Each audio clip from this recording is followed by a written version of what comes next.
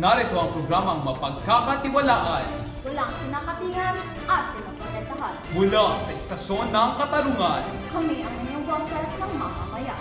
para sa mapagkakatiwalaan, walang kinikilingan at tapat na pag-uulan. Magandang araw, General Santos City. Magandang araw, Gia Sienza. Ito na ang mga maiinit na isyu ng bayan Ang mga ganap sa kasalukuyan. at kwentong makakaantig sa inyong puso at isipan. At kami naman ang inyong mga boses ng katotohanan. Mula sa balitang walang kinikilingan Mata ng bayan, at boses ng kabataan, ito ang 3M News! Iran nagpunsa ng missile attack laban sa Israel. Shiham Abdullah nag-uulat. Halos 130 ballistic missiles ang pinaulaan ng Iran sa Israel noong unang araw ng Oktubre. Nasilayan ang mga missiles sa Amman, Jordan, sa Tyre, Lebanon at sa Hebron, West Bank. Naging dahilan ng pag-atake ay kasunod na malawakang pag-atake ng Israel sa Lebanon, kabilang ang pagkapatay sa pinuno ng Hezbollah na si Hassan Nasrallah at isang ground invasion sa timog ng bansa. Sinuri nila ang kalagayan ng paghahanda ng US upang tulungan ang Israel na ipagtanggol laban sa mga pag-atake at protektahan ang mga tauhan ng US, sabi sa naturang post. Political dynasties patuloy na namamayani sa susunod na halalan. Ako ang iyong lingkod, Gian Airoso, nag-uulat. Sa papalapit na halalan sa Mayo 2025, muling binibigyang pansin ang mga malalalim na ugat ng political dynasties sa Pilipinas. Bagamat ipinagbabawal ang mga political dynasty sa ilalim ng 1987 Constitution, patuloy pa rin itong umiiral dahil sa kawalan ng batas na magpapatupad nito.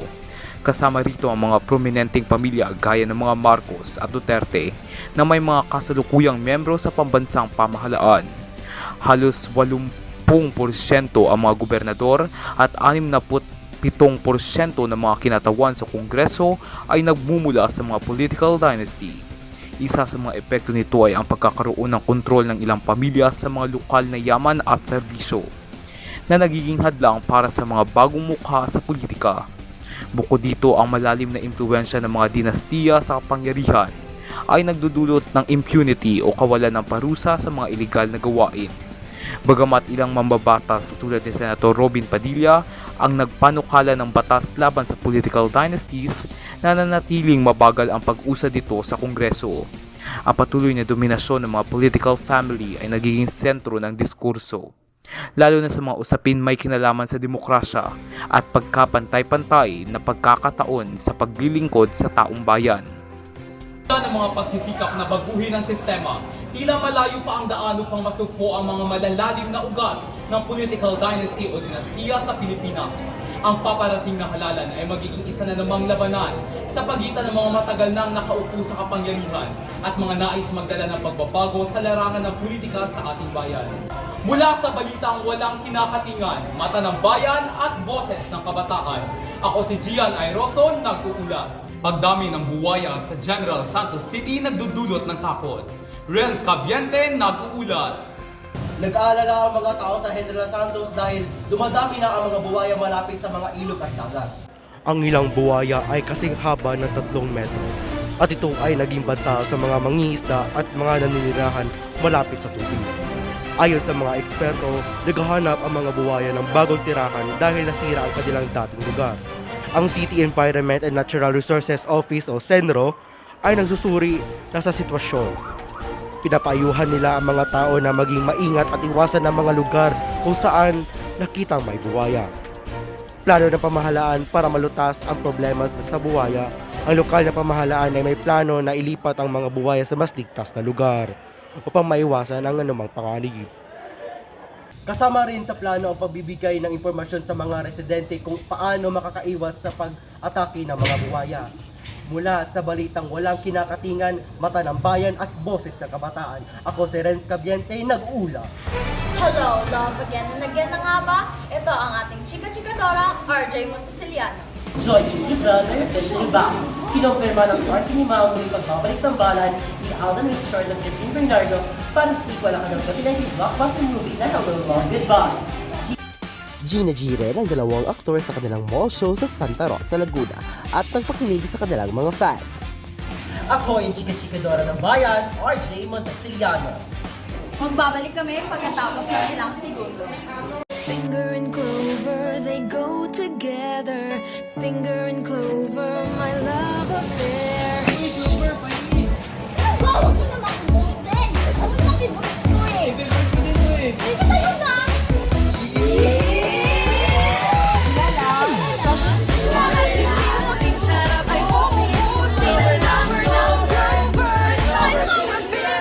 Sumut-sarap kasama ang Clover. At nagbabalik ang 3M News. Matagumpay na pagdepensa sa rainbow jersey sa UCI Road Championship. Rian Ubungen nag-uulat. Nagtagumpay si Lotte Kopecky na ipagtanggol ang kanyang rainbow jersey sa UCI World Championship na iginanap sa Zurich, Switzerland.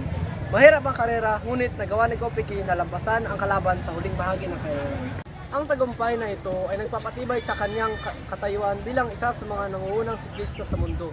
Excited na mga tagahanga na makita kung ano ang susunod niyang makakamit. Mula sa balitang walang kinakatingan, mata ng bayan at boses ng kabataan, Rian Ubungen nag-uulat. Senate slate ng Alliance ng Bagong Pilipinas, pinakilala na. GNI Rosa nag-uulat. Inihayag na ni Pangulong Ferdinand Marcos Jr. ang opisyal na senatorial slate ng Alyansa ng Bagong Pilipinas para sa nalalapit na halalan sa 2025. Ayon kay Navotas Representative Toby Tiangco na magsisilbing campaign manager ng Alyansa, pangunahing isinasaalang-alang ang suporta ng mga kandidato sa mga programa ng administrasyon. Mula sa balitang walang kinakatingan, mata ng bayan at boses ng kabataan. Ako si Gian Airoso, nag-uulat. Police patay sa ambush. Manhunt patuloy sa General Santos City. Renz Cavite nag-uulat. Isang pulis na si Corporal Ricky Mendoza Gomez ang binaril habang nagmumotor ng gabi ng ika-10 ng Marso sa General Santos City. Ang mga pulis sa General Santos City, South Cotabato at Sarangani ay nagtutulungan upang hanapin ang mga salarin. Humingi rin sila ng mga tulong sa mga tao na maaaring alam tungkol sa nangyari. Mula sa balitang walang kinakatingan, matalambayan at boses ng kabataan. Ako si Renz Michael Cabente, nag-uulat. Harris at Trump patuloy na umiinit ang tagisan. Buenas Alesi nag-uulat live sa United States of America. US Vice Presidente Kamala Harris ay nagpaplano ng mas agresibong atakihin si dating Pangulong Donald Trump sa mga natitirang linggo bagong halalan ngayong Nobyembre. Isang bagong ito ng layunin. Pag-promote ng Harmony and Development, Kamala Harris, isang praktikal na abogado at dating senador mula sa California, ay nagpuposisyon sa kanyang sarili bilang isang tagapagtaguyod ng pagkakaisa at pagunlad sa pagbibigay diin sa mga patakarang inklusibo at pagtutulungan ng dalawang partido. Nilalayon ni Harris na palawakin ng Democratic legacy kasunod ng mga administrasyong Biden sa mga isyong tulad ng panlipunang, hustisya, pagbabago ng klima at hindi pagkapantay-pantay sa ekonomiya. Kanyang plataforma na nakakaakit sa malawak na hani ng mga tao sa buong politikal na spektaktura ay nakatuon sa reforma sa pangangalagang pangkalusugan, kapaligiran at pagiging patas sa edukasyon. Mula sa balitang walang kinakatingan, mata ng bayan at boses ng kabataan, ako si Buena Sofia Ensalisi, nag-uulat. Fans, ipinahayag ang suporta kay BTS Suga. Narito ulit ang ating chika-chikadora, RJ Montesiliano. Things will get better now. Arnie is right behind you. Sa gitna ito ng hinaharap na jump drive petition ni Suga galing sa grupo ng BTS, ay patuloy pa rin ang buong suporta ng BTS artist sa kanya. Maharap siya sa investigasyon ng pulisya at nagsorry sapat sa kanyang nadismaya. Ngunit, kasabay niya na ipinakita ng BTS Army ang kanilang buong suporta sa idol rapper.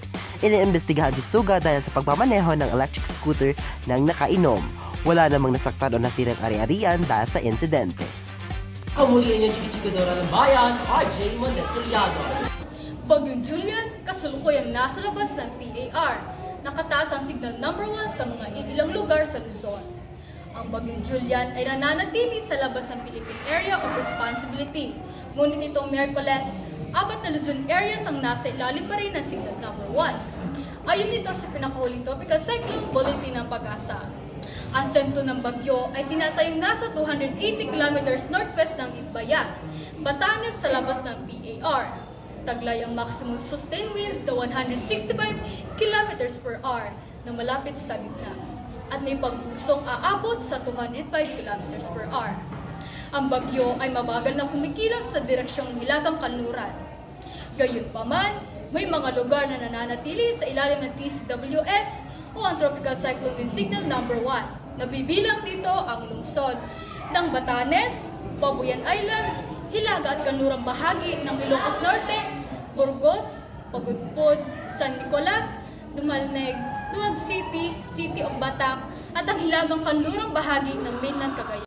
Mula sa istasyong mapagkakatiwalaan Mata ng katarungan, Boses ng mamamayan at malayang pamamahayag, ito ang 3M News!